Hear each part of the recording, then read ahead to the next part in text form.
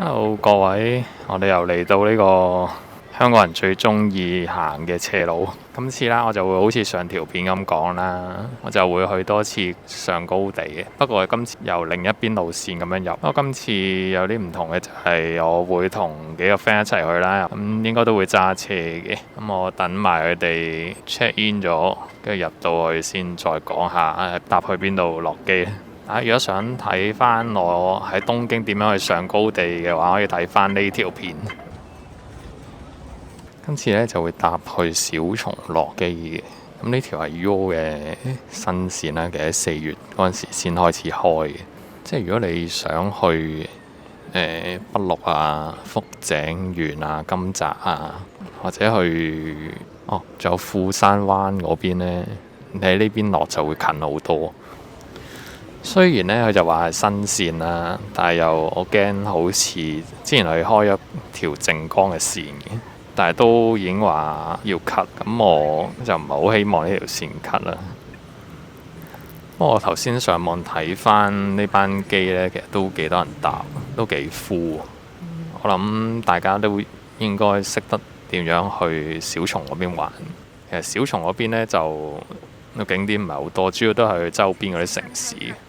其實點解我唔想呢條線執？因為其實日本有太多嘅，譬如東京啊，或者大阪啦，甚至而家嚟福岡呢，都太多人去。我覺得佢哋面對嗰個 over tourism 嘅問題好似越嚟越大。我覺得有必要去分流一下啲遊客去日本唔同嘅地方。好，咁講一講由小松機場去金澤嘅交通啦。咁我哋過咗海關之後呢，其實望到架車呢，得返幾分鐘就會開啦，所以其實喺時間上都有啲趕嘅。如果大家趕唔切嘅話，可以睇下有冇巴士去小松站，再轉火車去金澤。咁第二日啦，我哋就去咗高岡市嘅。如果大家中意睇叮當嘅話呢，可能都會知道呢個地方，佢就係藤子 F 不二雄嘅出生地。但係其實可以睇嘅景點又唔係咁多，因為以叮當做主題嗰個公園呢，佢就維修緊。咁佢車站附近呢，就得少量嘅擺設啦，跟住仲有一個以叮當做主題嘅路面電車，我哋都唔係影咗多相就去食 lunch。咁我哋就喺高岡市揾咗一間壽司店食嘅。咁佢主打呢嗰啲食材就係嚟自冰見市啦，因為冰見市都近海嘅，所以嗰啲海鮮啊都比較新鮮。咁佢雖然唔係主打一啲平價壽司啦，咁我哋食到最後埋單都唔係好貴嘅。如果大家有機會嚟到富山縣嘅話，一定要試試佢啲白蝦刺身，因為喺呢度呢先會食得到。食飽之後，我哋去咗近高山市一個附近一個市鎮啦，就去踩呢個廢棄鐵路嘅。咁佢就有啲單車啊、木頭車啊咁樣俾你踩住，一路欣賞沿途嗰啲景色咯。咁有分唔同嘅車啦，有啲雙人啊，有啲4人啊。咁你唔想踩嘅話，有啲電動嘅可以坐住齋坐咁樣欣賞風景嘅。咁條鐵路呢就唔係好長嘅啫，但係你去程嗰陣時呢就係落車，回程嗰陣時上翻車，其實都幾辛苦。大家可以根據自己體力去決定踩邊種車，或者係齋坐睇風景咯。夜晚嚟到高山，梗係要食飛驒牛啦。好，咁嚟到第3日啦，我哋又再次嚟到呢個上高地。雖然嚟到10月尾啦，但係啲山嘅積雪呢都唔係太多。不過好在呢，嗰啲樹啊都有變黃啊、變紅咁樣。咁對比我上次喺夏天嚟嘅風景呢，又有啲唔同咗咯。咁今次呢，仲睇到好多馬騮啦，同埋睇翻啲相啦，河童橋下面呢水位都唔同咗，唔知係咪都因為冬天啦，喺山上面流落嚟嗰啲水呢都多啲。不過要講到全日嘅重點，應該係夜晚食咗一間家庭式經營嘅燒肉。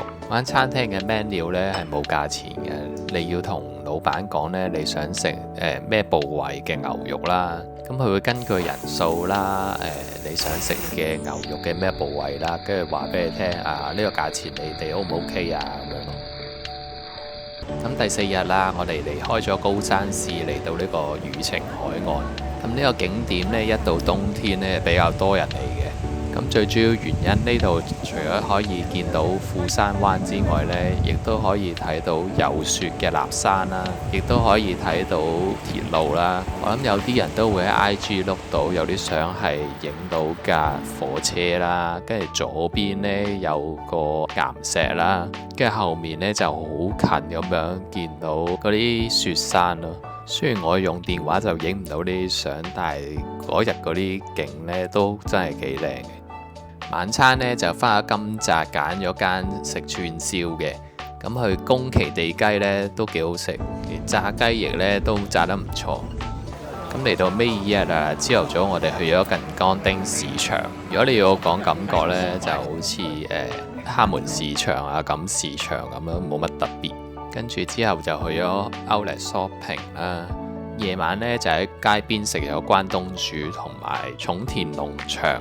咁嚟到最尾1日啦，朝頭早我就去咗中央市場嗰邊食壽司啦。呢間壽司鋪朝頭早都幾多人等佢開門。咁我覺得啲壽司中上咯，我覺得個質素。我諗佢最大嘅賣點有烹魚湯，入邊有好多魚骨啊，有少少魚肉啊，你可以畢埋上嚟一齊食嘅。咁呢個我覺得幾吸引。今次嘅小松旅行呢，就嚟到呢度啦，希望下次有機會再嚟呢。其實我想可能夏天嚟去立山嗰邊行一行，咁睇下夏天嘅立山會有啲咩唔同嘅景色，應該要睇埋黑部水壩嗰邊。咁我哋下條片再見啦，拜拜。